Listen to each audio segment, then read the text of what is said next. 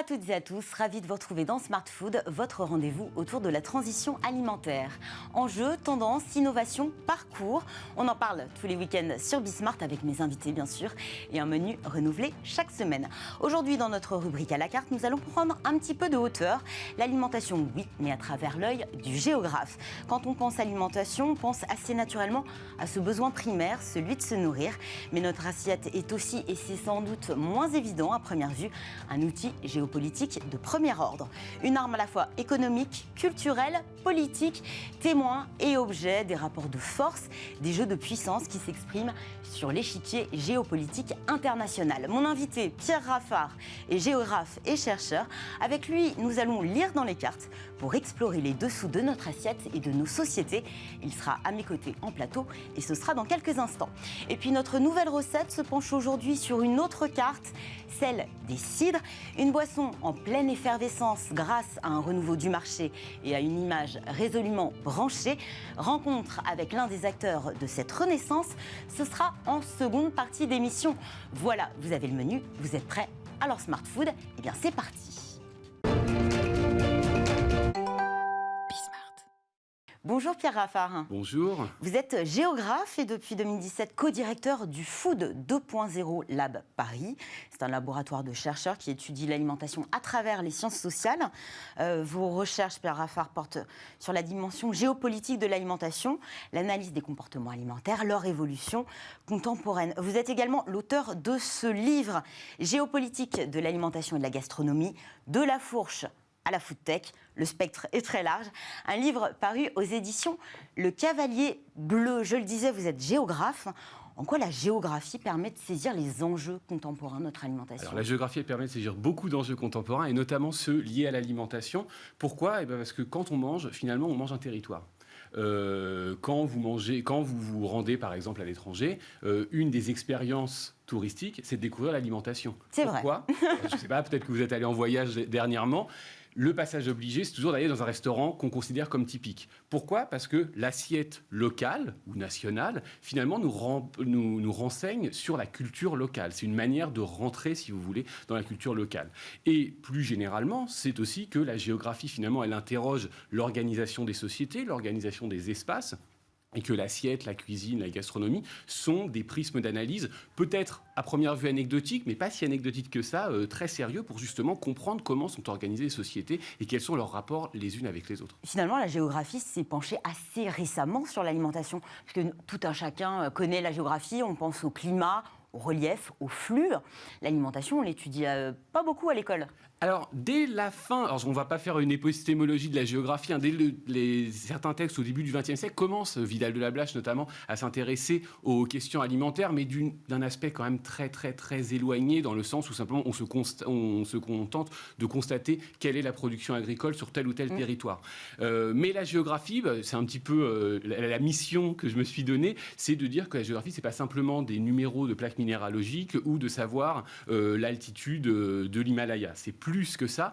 Et donc, finalement, l'alimentation, c'est, comme je disais, c'est assez récent en France. L'intérêt des géographes pour l'alimentation est assez récent en France, notamment dans les pas des travaux de Jean-Robert Pitt sur le vin, mais c'est un petit peu plus ancien dans le monde anglo-saxon, qui sont les premiers, qui le premier s'est posé la question, mais finalement, on mange, d'où ça vient, comment ça change nos territoires, comment ça change nos manières d'être par rapport aux autres individus dans une société. Et finalement, face à ces enjeux, on va avoir une clé de lecture ou plutôt des solutions vraiment concrètes? Alors malheureusement, au risque de vous décevoir, je suis pas trop Madame Soleil, donc je pourrais pas tellement vous dire, il faut faire ça, on lit pas dans les cartes. On lit pas dans les tarots. On essaye, mais on y arrive difficilement. C'est-à-dire que la géographie, comme toutes les sciences sociales, mes collègues économistes, anthropologues, sociologues diraient la même chose, c'est qu'à la fin d'une recherche, finalement, on a plus de questions que de réponses, mais ce qui est une bonne chose, puisque ça permet de travailler sur d'autres questions qui amèneront d'autres réponses, qui elles-mêmes amèneront d'autres... Vous interrogez finalement les sociétés contemporaines. C'est ça, oui, tout à fait. Même leur évolution. On pense forcément à ce fait biologique, celui de se nourrir. C'est un fait social, c'est incontestable. Mais elle s'invite, cette alimentation, de plus en plus dans le débat public, médiatique, sur la scène internationale. En quoi l'alimentation est finalement un objet politique, voire même géopolitique. Alors, ce que vous avez dit en introduction de votre question, c'est essentiel et on a malheureusement vu de France, vu d'Occident, un peu tendance à l'oublier, c'est que le manger est un fait biologique. C'est-à-dire que tous les êtres humains ont besoin de manger pour vivre et pour survivre. Et à partir de ce constat qui peut sembler évident à tout le monde, eh bien, finalement, découle énormément d'enjeux géopolitiques. Comment faire pour produire assez pour nourrir l'ensemble de la population mondiale? Comment faire pour transporter d'un point A à un point B la production agricole? Comment faire pour transformer ces productions agricoles? Comment les acteurs politiques, qu'ils soient privés ou qu'ils soient publics, finalement interagissent de manière commune ou au contraire donnent lieu à des tensions pour justement contrôler les chaînes alimentaires et les chaînes de valeur. Donc tout ça, finalement, chaque étape de l'acte alimentaire, il est éminemment en rapport avec la politique et avec la géopolitique. Et finalement, est-ce que cette alimentation est synonyme de puissance pour un État ? Oui, évidemment, évidemment. Elle organise son territoire autour, effectivement, vous parliez des productions, peut-être des cultures. Est-ce qu'elle va s'exprimer et pouvoir imposer, effectivement, sa puissance par rapport à d'autres États ? Alors la puissance, elle est double, finalement. La puissance, elle est, ce qu'on pourrait dire, réelle. Je prends comme exemple, d'ailleurs dans l'ouvrage aussi, la citation de Earl Butz, qui est un conseiller à l'agriculture de l'administration Nixon, qui, en 1973, dit forge le concept d'arme alimentaire, food weapon, en anglais, et qui montre que finalement, contrôler la production agricole est un outil politique, un outil de pression, un outil d'influence particulièrement important vis-à-vis d'autres puissances. Et dans le cas de Earl Butz, donc on est en 1973, c'est bien sûr par rapport au bloc soviétique. Et donc, on a cette première dimension de la puissance, donc une puissance qu'on pourrait même qualifier de coercitive. Et on a une deuxième puissance alimentaire, ce que je montre aussi dans l'ouvrage, c'est une puissance plus symbolique, une puissance qui se rapproche à tout ce que les géopoliticiens ont théorisé sous le terme de soft power. Et là, c'est par exemple le cas français. On parlait des voyages. Soft power, on va dire, c'est l'influence culinaire. C'est ce qu'on appelle, ce qu'on traduit un petit peu facilement par la puissance douce, c'est-à-dire la capacité d'un État, en l'occurrence, à influencer d'autres États et à leur faire adopter son système de valeurs. On a l'habitude de donner l'exemple de la culture américaine, avec Hollywood, avec les jeans, etc. Donc c'est l'exemple peut-être typique du soft power. Mais dans le cas alimentaire, la France, c'est un excellent exemple de soft power alimentaire. Et puis la gastronomie qui est rentrée aussi dans le patrimoine immatériel de l'UNESCO. Et même ça, on peut le voir, on parlait de voyage précédemment, quand vous allez en France, si vous avez des amis étrangers, la première chose qu'ils vous disent, à Paris, la baguette, le macaron, etc. Donc, le camembert. Voilà, et donc finalement, à travers cette dimension, là encore peut-être anecdotique, se jouent des choses beaucoup plus importantes, et certains pays l'ont bien compris, qui justement essayent de capitaliser sur une réputation, soit de capitaliser sur une réputation existante, soit de construire ex nihilo, si on peut dire, une réputation alimentaire. Alors, lesquels, je pense par exemple à la Thaïlande, je pense au Pérou. Alors, sans faire de mauvais jeu de mots, la gastronomie, c'est le Pérou. Mais le Pérou est un acteur particulièrement important de ces politiques de soft power culinaire. On peut penser au Japon, à la Corée, etc. aussi. Mais donc, des pays qui décident, à travers la promotion de leur assiette, de leur cuisine nationale, justement, de peser sur l'échiquier international. Et il y a aussi le rôle des chefs, qui sont de véritables ambassadeurs, pourfendeurs du bien manger. On en voit, vous parlez d'ailleurs dans votre livre de lanceurs d'alerte, d'activistes culinaires, de défenseurs de causes sociales, environnementales. Beaucoup ont ajouté une corde, c'est ce que vous dites, une corde politique finalement à leur arc gastronomique. Comment on peut expliquer cette politisation des chefs ? Alors, je pense qu'on peut l'expliquer par deux aspects. Le premier, c'est que les chefs sont devenus des acteurs de la pop culture globalisée. Au même titre, avant, on avait les chanteurs, ils sont dans les la acteurs, lumière, forcément, aujourd'hui. Et donc, finalement, ils sont devenus des caisses de résonance, des interrogations, des enjeux, des grands défis sociaux, sociétaux, environnementaux. Mais on ne leur a pas demandé. On ne leur a pas demandé, c'est vrai. Alors après, si on était un petit peu cynique, on dirait que certains, peut-être, en tirent un parti personnel d'ajouter justement une corde environnementale, éthique. C'est une question d'image avant tout. Une question d'image.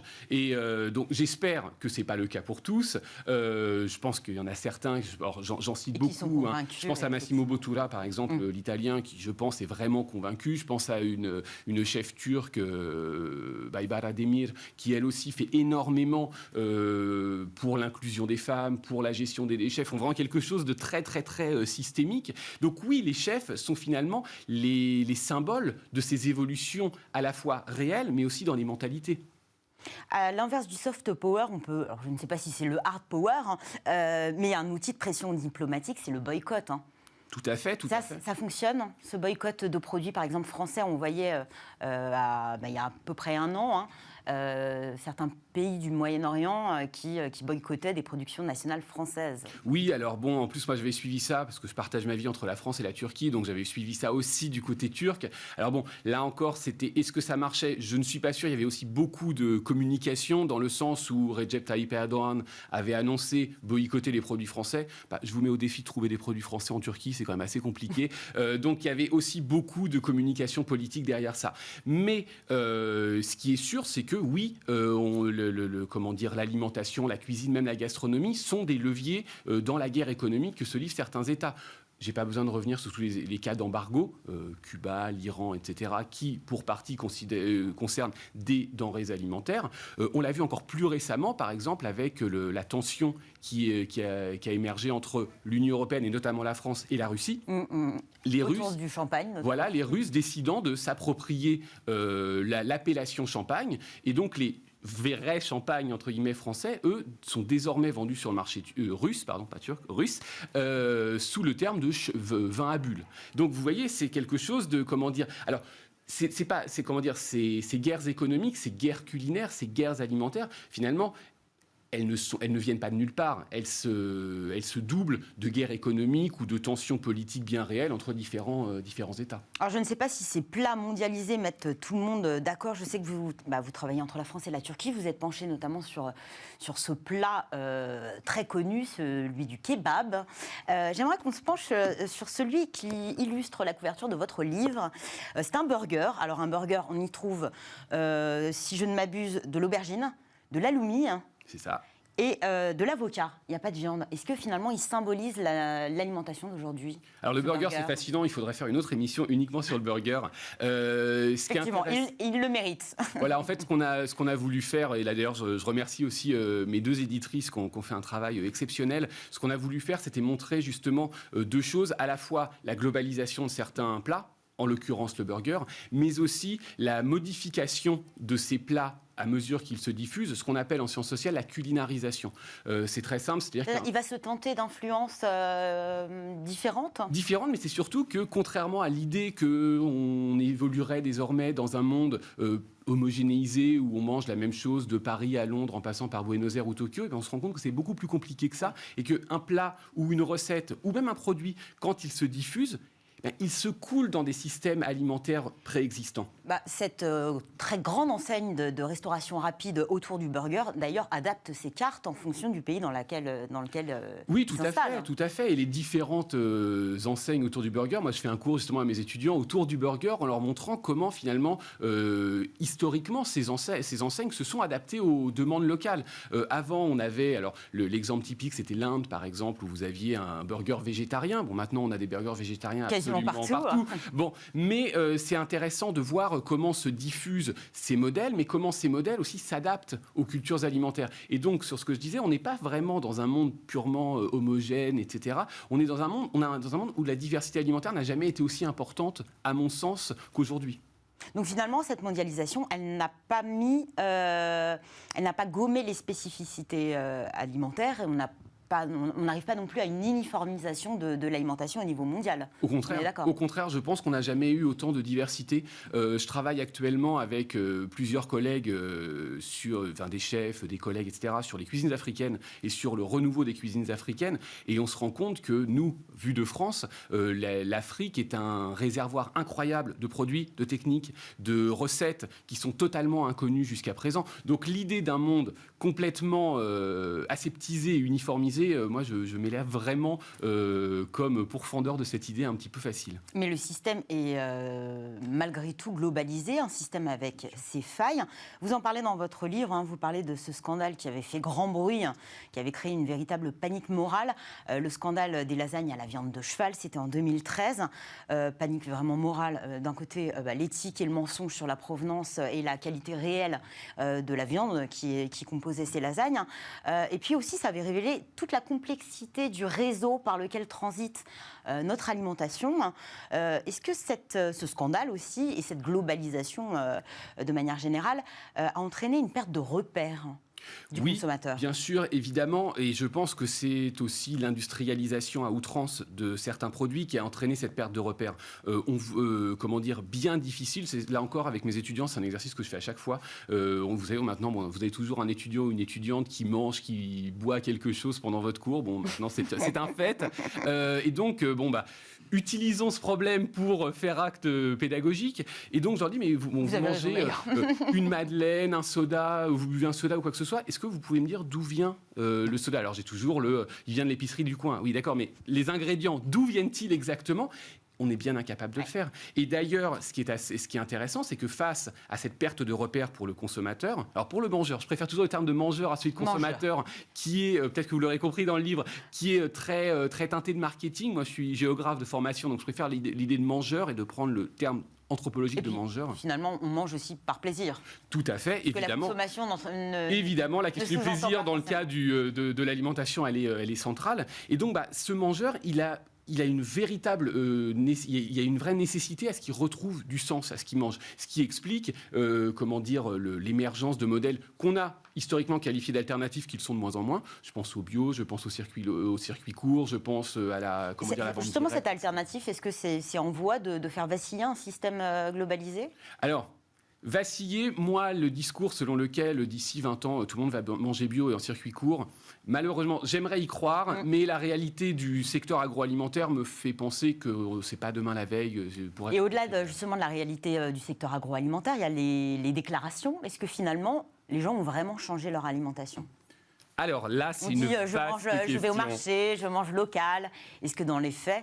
Alors, c'est une vaste question. Je vous répondre. On ne se ment pas à nous-mêmes. Alors, ça, justement, vous m'enlevez les mots de la bouche, Fanny Grismer, parce que justement, on est en train de je mène depuis plusieurs années une étude vraiment de grande ampleur avec des collègues en Turquie et en France qui consiste à photographier les placards alimentaires et les réfrigérateurs. Et là, surprise. Et la surprise, parce qu'on était parti au départ sur une étude très déclarative où finalement, à en croire les gens, tout le monde mangeait du bio, du local, etc. Enfin, tous les produits qui mangeaient avaient un sens particulier, sentimental, émotionnel, etc. Et quand on a simplement la photo du réfrigérateur ou du placard, l'émotion, elle s'en va un petit peu. Et on se rend compte que finalement, 85% de l'alimentation, elle est transformée. 37%, je vous dis les chiffres là comme ça, elle est ultra transformée. Donc finalement, comme vous disiez tout à fait, les mangeurs mentent aux chercheurs.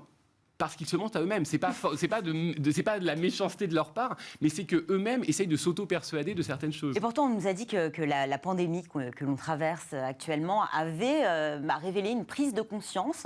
Et ces mangeurs se tournaient davantage vers du bio, du local. Finalement, pas tellement. Alors si, mais la pandémie, contrairement à l'idée, on a entendu beaucoup, pas uniquement dans le secteur agroalimentaire, mais l'idée le monde d'après, etc., où on se rend compte que le monde d'après, il n'est pas totalement différent du monde d'avant. Mais ce qui est intéressant, à mon sens... On n'est pas encore dans l'après. On n'est pas encore dans l'après, on est dans une période intermédiaire, mais c'est surtout que la pandémie, à mon sens, a été une sorte d'accélérateur de ce qui avait déjà lieu précédemment. Les modèles alternatifs ne se sont pas développés avec la pandémie. Par contre, ils ont quand même ça a soutenu leur développement. Voilà, même chose sur les plateformes de livraison à domicile, par exemple. On ne citera pas de marque, mais tout le monde les connaît. Finalement, qui préexistaient avant la pandémie, mais la pandémie leur a donné une sorte de coup d'accélérateur, si je puis dire, de développement. La crise a tout de même montré les limites de ce système mondialisé. Qu'est-ce qui a péché? Déjà, on peut noter que finalement, en France, il y a eu la peur de manquer. On s'est précipité dans les magasins pour acheter plein de choses, notamment de la farine et des pâtes. Est-ce qu'on a manqué au final? Pas réellement, sauf si on voulait pâtisser notamment.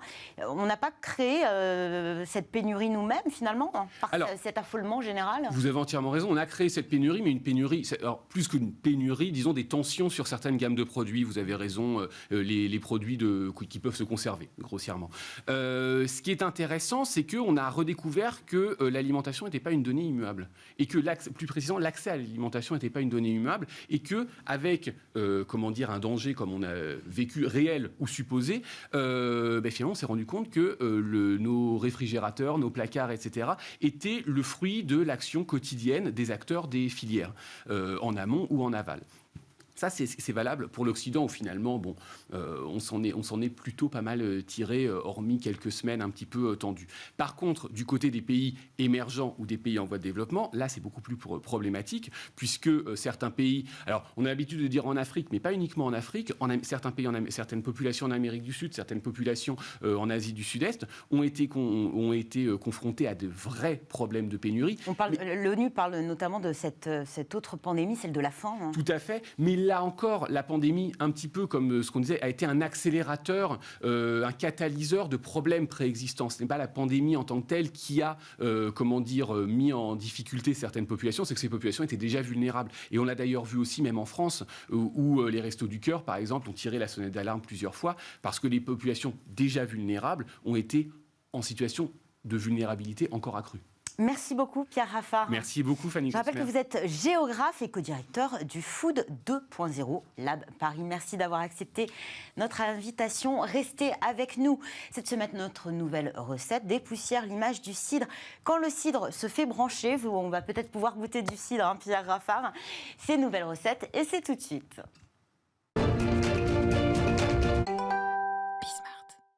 Une nouvelle recette qui pétille et qui entend redorer l'image du cidre, toujours avec modération bien sûr. Bonjour Théo Brunet, le Potremat. Bonjour. Vous êtes cofondateur et président de Fils de Pomme. C'est une entreprise qui produit du cidre et du poiré, 100% bio, 100% français. Vous avez un lien très fort avec le cidre. C'est une histoire d'amitié avant tout, mais c'est aussi une histoire familiale. Racontez-nous. Oui, effectivement, je suis un descendant des Kermassons de Kérizel. Donc, c'est une lignée d'officiers de la Marine nationale et qui avait cette tradition depuis plus de 2 siècles de faire du cidre. Et il y a 4 ans et demi, avec Valentin, un très bon ami, on a décidé effectivement de relancer cette tradition familiale parce que lui aussi, petit, avait cette tradition dans sa famille d'en produire avec le vieux pressoir familial, avec son grand-père. Et chaque été, il avait le plaisir de pouvoir le déguster en famille et de se régaler. Les recettes se transmettent de génération en génération. Hein. Vous avez néanmoins retravaillé les recettes que vous proposez aujourd'hui. Déjà, pour quelles raisons? Et puis, comment vous réussissez quand même à concilier tradition et innovation? Oui, effectivement, il fallait adapter... nos recettes multiséculaires aux attentes des gens aujourd'hui, donc quelque chose de plus rafraîchissant, une effervescence. Nous, on s'est beaucoup inspiré du champagne pour ça, et aussi une recette qui a été un peu dénaturée au fil de temps, notamment par les industriels, avec des cidres très sucrés. Et l'idée, c'était de redonner un peu plus de sens à ces recettes et d'aller vers justement la pureté du fruit, donc vraiment le fruit et non pas le sucre. La base reste la même, hein, rassurez-nous, on a du jus de pomme qui est fermenté. Exactement, c'est ça. C'est que des pommes et rien que des pommes, et pour le poiré, des poires et rien que des poires. Et vous faites un assemblage, enfin comment vous construisez vos... Je ne sais pas si on construit une recette, mais en tout cas, je pense qu'il y a des tests aussi en amont. Si, vous avez complètement raison, on travaille avec un maître de chai, et à l'instar de ce qu'on peut faire sur le vin, eux, ils vont travailler donc des assemblages de cépages. Nous, on va travailler des assemblages de variétés de pommes. Certaines variétés vont nous permettre d'avoir plus d'acidité, d'autres plus d'amertume. Et en fonction de tout ça, on arrive à un équilibre très particulier, qui est une direction qu'on a voulu donner, nous, par rapport à ce qu'on voulait aller chercher, quoi. Alors, on sait que 2 régions françaises se disputent la faveur des amateurs de cidre, la Bretagne, la Normandie. Vous avez choisi le Vexin normand. J'ai trouvé ça très surprenant de votre part, alors que vous êtes plutôt breton. Oui, effectivement. La réalité, c'est qu'on veut essayer de dépasser cette petite guerre de clochers. Nous, ce qui nous intéresse... Et en plus, on fait du cidre au-delà de la Normandie et de la Bretagne. On le fait notamment aussi au Pays Basque. Et effectivement... nous, notre volonté, c'était pas forcément de se raccrocher à une région particulière, si ce n'est qu'on est très fiers de nos racines. Mais ce qu'on veut, c'est aller chercher vraiment le meilleur.